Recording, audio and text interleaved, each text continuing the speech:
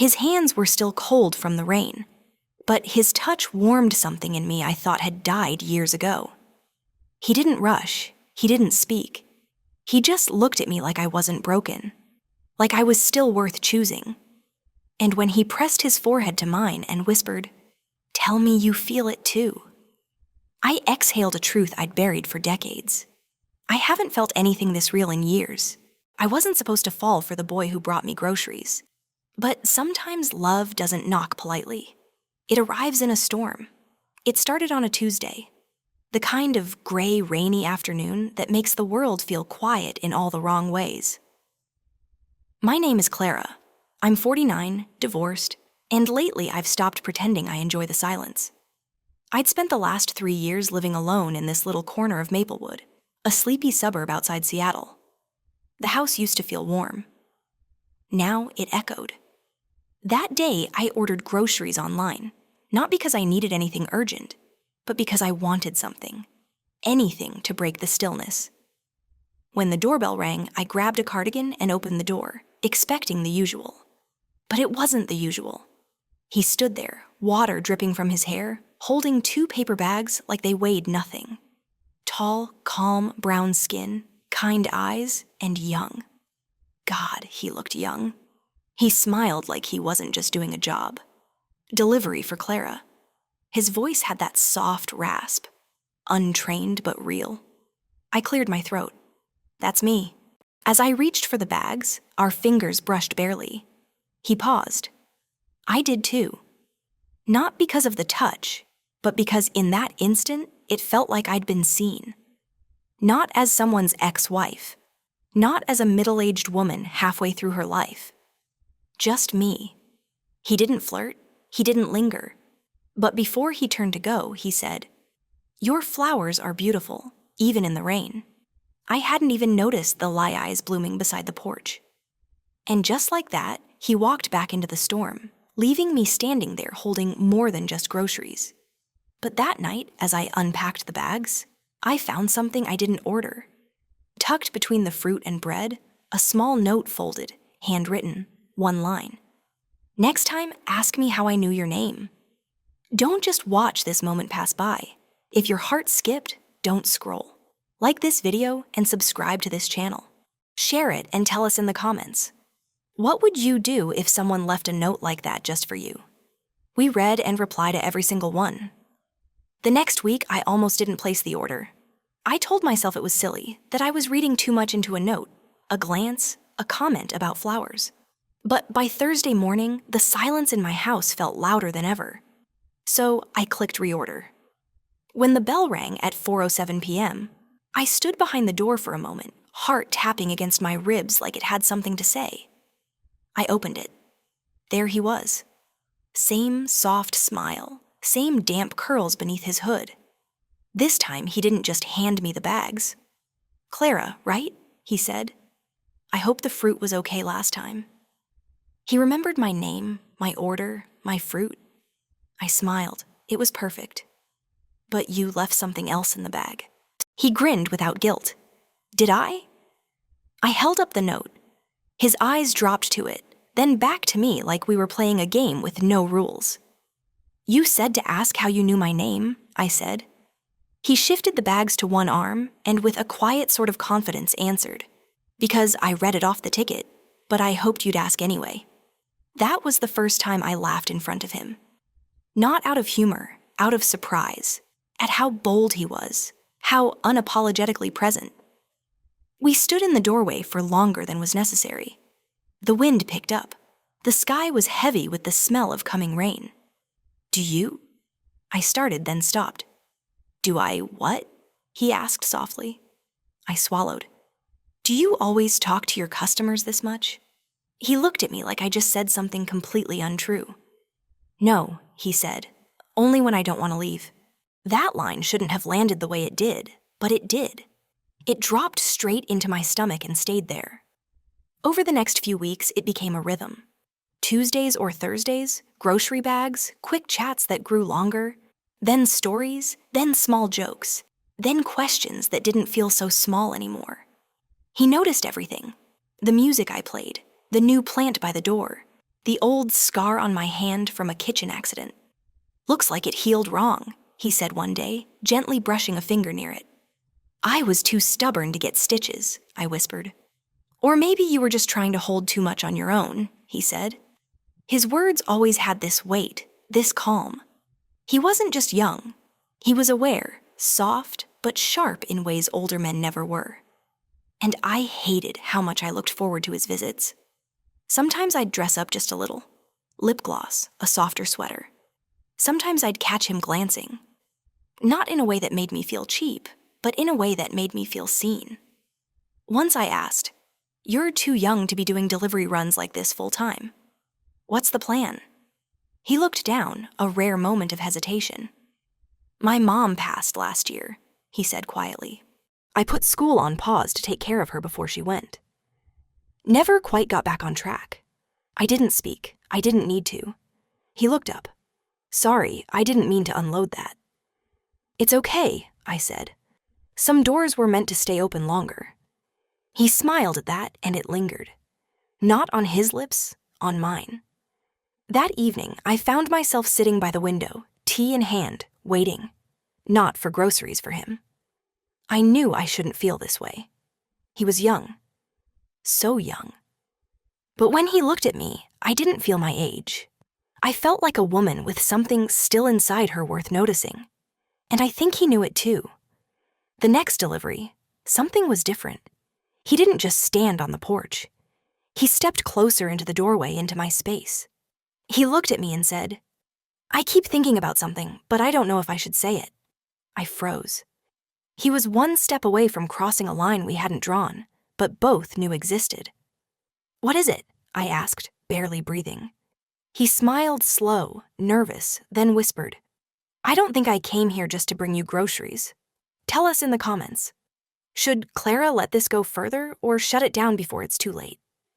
We read every comment and we know you have something to say."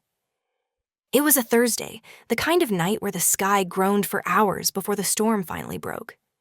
The air was thick and expectant, like something unspoken was finally making its way to the surface. I'd ordered groceries again, not because I needed milk or bread or fruit, but because I knew he'd be the one to bring them, and I couldn't stand not seeing him that week. At exactly 7 p.m., the doorbell rang. I opened it without checking the mirror, without adjusting my robe, because by then I didn't need to pretend I wasn't waiting. He was soaked. No hood, no jacket. Rain clung to his curls, made his white t-shirt stick to his chest. He looked undone. "Come in," I said immediately. "You're soaked." He hesitated just for a moment, but then he stepped inside. I shut the door behind him, and the storm outside vanished. Everything went quiet. Too quiet? He placed the bags on the kitchen counter and looked around as if trying to memorize the space. "You okay?" I asked, walking toward him. He nodded, then smiled without humor. "I got caught in it halfway here. Should have waited it out, but didn't want to miss this delivery." My heart beat louder at that. He was shivering, not dramatically, just enough for me to notice. "Wait here," I said. I returned with a towel and held it out. He didn't take it. Instead, he stood still and looked at me like the towel didn't matter. "You always take care of people like this?" he asked. I shrugged. "Only the ones who show up in the middle of storms." He took the towel, then dried his hair slowly. I watched the way his jaw clenched, the way his lips parted slightly as he exhaled. I shouldn't have been watching that closely, but I was. We sat in the kitchen, tea for me, nothing for him. We talked about nothing at first, then about music, then about grief. He told me about his mother's last days, how quiet the house became after she was gone. I told him about my marriage, how quiet it was, even when someone was still there. We sat with our wounds like they were furniture between us, not apologizing for them, just letting them be seen. At one point, he looked at me and said, "You don't seem like someone who's hard to love." I froze. "I mean," he continued, eyes locked on mine, "I think someone just didn't know how. There are moments in life when someone says something that reaches straight past your skin, past your pride, and lands directly inside the ache you've been hiding. That was one of those moments." I stood up then, Not to run, not to push him away, but because I didn't trust my voice. He stood too. We were close now, closer than we'd ever allowed. His shirt was still damp, my robe still loose. We were two people standing at the edge of something beautiful and dangerous. He stepped forward gently. "I shouldn't," he whispered. "But you are," I whispered back. He reached up, brushed a damp curl from his forehead. His hands stayed raised for a second, like he wanted to touch my face, but didn't. "Do you want me to?" he asked. "Tell me now." I won't ask again. That question was fire because the truth was, I did want him to. I wanted him to touch me in that quiet, reverent way that had nothing to do with lust and everything to do with being chosen. But instead, I whispered, "I don't know." He smiled like that was the realest thing I could have said. The thunder cracked outside, lights flickered, and then, as if the universe needed an answer for us, we both stepped back. The spell didn't break. It deepened because now we knew that line we hadn't crossed. It was there, and we both wanted to step over it. Just not yet. He moved toward the door. I followed. And just before he walked out into the rain again, he turned back and asked, "Would you let me stay?" If next time I didn't pretend this was just a delivery, I didn't answer because I was already imagining what that night would feel like. Don't just sit there wondering. Like this video, if you felt that pause between two people about to fall, and subscribe to this channel so that you won't miss the next part. Share this story if you've ever held back when your heart was begging you not to. And tell us in the comments, what should Clara do if he comes back? We read every single reply. Yours matters. For 3 days, I didn't open the app. No groceries, no deliveries, no contact, just silence. I told myself it was the right thing to do. That what happened or almost happened had crossed the line. He was 23, I was 49. He delivered groceries. I was the woman who waited at the door like it meant more than it should have. It did mean more. And that was the problem. So I created space. The same way I had after the divorce. The same way I had after every disappointment that taught me love came with consequences. I cleaned the kitchen twice, rearranged the bookshelves, deleted the grocery app from my phone. But none of it worked because you can block a number, delete an app, rearrange furniture. But you can't delete presents. You can't unfill someone who made you feel seen. By the 5th day, I was restless, moody. Everything made noise, the ticking clock, the rain, my own breath. So I went to the grocery store in person. I told myself it was healthier that way, less convenient, less intimate. And then in aisle 3 by the oranges, I saw him Elijah wearing a hoodie this time, hair tied back, a reusable bag slung over his shoulder. He wasn't delivering, just shopping. He didn't see me right away, but I saw him. I saw how gently he picked fruit, how he smiled at an elderly woman who asked for help reaching the top shelf. And I hated myself a little for pretending he wasn't the kind of person who deserved more than silence. I turned away before he could see me, left the store with only 2 things in my basket and a tightness in my chest. That night, there was a knock at the door. Not a bell, a knock, soft, familiar. I didn't move. Then it came again. 3 knocks. I stood in the hallway, breath held, robe tied too tight. He didn't call my name. He didn't ask to come in. Instead, I heard something slip through the mail slot. A piece of folded paper. Then his footsteps fading down the porch. I waited a full minute before picking it up. 1 line. "You disappeared." I hope it's not because of me. It wasn't. Not really. It was because of everything. Because I'd spent years putting myself back together after being left behind. Because I wasn't sure if what I felt was desire or loneliness. Because letting someone that young see my vulnerability felt dangerous. The next day, I finally wrote him back. I didn't text. I didn't email. I wrote on the same note and left it under the pot of lavender beside my door. It was never about you, but you made me feel something I didn't expect. And that scared me. That was all I said. And for 2 days, I waited for a response, a sign, a knock, but none came. And just when I told myself maybe he had finally let it go, I got a delivery notification. A single item, 1 bottle of wine. The doorbell rang. I opened it, and there he was. He didn't speak right away. He just handed me the bottle and said, "You said you were scared. I get it, I really do. But I'm not here to hurt you." I held the bottle between us like it was a shield. "This isn't easy for me." He nodded. "I'm not asking for easy. I'm asking for honest." His eyes didn't waver. He didn't try to come in. He just stood in the rain, steady and quiet, waiting for me to decide. And for a second, I almost told him to go, but then he said something that stopped me cold. He looked at me and said, "Tell me to leave and I will. But if you don't, I need you to know I'm not going anywhere this time." Would you have told him to leave or let him in? We're reading every single reply, and your words matter more than you know. It was late. The kind of late where everything is quiet. Not just the neighborhood, but your thoughts too. Where the darkness isn't threatening, it's honest. And in that silence, my heart spoke louder than any reason I had left. I hadn't seen him for 2 days. Not since I told him I needed space. Not since I watched his face fall in that doorway, his fingers curling around the paper bag of groceries, like he didn't know what to do with his hands anymore. But that night, as the sky cracked open with another summer storm, I heard it. 3 knocks on the door. Slow, soft, uncertain, I knew it was him. And I also knew I wasn't strong enough to pretend anymore.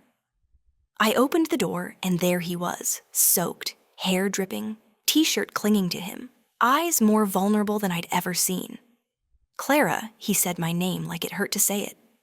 "I didn't want you to be alone tonight. I know what this day means for you." It was the anniversary of my divorce. I hadn't told him that, but he remembered. He noticed. He knew. That was the moment everything I had fought to suppress came crumbling down. I stepped aside wordlessly because words felt too small for what was breaking open inside me. He walked in slowly, carefully, like he was still giving me time to change my mind. But I didn't. I couldn't. The light stayed off. Only the storm lit the room in soft pulses. I sat down on the couch. He sat beside me. Not too close, not yet. Just near enough that I could feel his warmth. We sat in silence for a long time. And in that silence, I began to cry. Not the loud kind. Not the theatrical kind. Just tears. Steady, unstoppable, like something inside had finally given up. He didn't say a word. He just reached out slowly and placed his hand over mine. It was a touch I didn't flinch from this time. "I don't want you to feel guilty," he whispered. "And I don't want to be your mistake." "You're not," I said. "You're not my mistake. You're the only thing that's felt real in a long time." I turned toward him, and in the quiet that followed, I touched his face, traced the edge of his jaw with trembling fingers. And when I kissed him, it wasn't reckless. It wasn't desperate. It was peaceful, like I had finally come home to something I didn't know I was looking for. His arms wrapped around me slowly. His breath caught. His lips didn't rush. Everything about the way he kissed me felt like a promise. Unspoken, but real. We didn't say we loved each other, but in every touch, every glance, every breath we did. And when we moved from the couch to the bedroom, it wasn't about lust. It was about healing. It was about choosing softness. After years of being hardened by loneliness, we made love like it wasn't forbidden, like it wasn't wrong, like the world had paused just long enough for 2 broken hearts to find each other in the dark. It didn't feel like a betrayal. It felt like forgiveness. It felt like starting over with someone who saw all the pieces of you and still stayed. And in the morning when I opened my eyes and found him still there, watching me sleep with that gentle look in his eyes, I knew this wasn't just something that happened. This was something that changed everything. If your heart ached like mine tonight, if you've ever hidden your feelings because the world said you shouldn't feel them, then please don't just scroll past, like this video, because these stories deserve to be felt. Subscribe so you never miss another night like this one. And drop a comment, even just a heart, because we read every single one, and it reminds us we're not alone in how we feel. I used to think love came in neat boxes: husbands, anniversaries, vows, dinners. But now I know better. Sometimes love walks in when you're dressed in your worst, hair undone, heart wrapped in grocery lists and regrets. Sometimes love is 20 years younger and looks at you like you're the only woman in the world. I tried to deny it, tried to label it, bury it under shame, under logic, under the weight of what should be. But his eyes, they didn't ask for permission. They simply saw me. And when his hands finally found mine, trembling in the quiet of my kitchen, it didn't feel like sin. It felt like relief, like someone had finally answered a question I'd been too afraid to ask. No, I didn't expect to fall for the boy who brought my groceries. But now I think he brought me back to life, one paper bag at a time.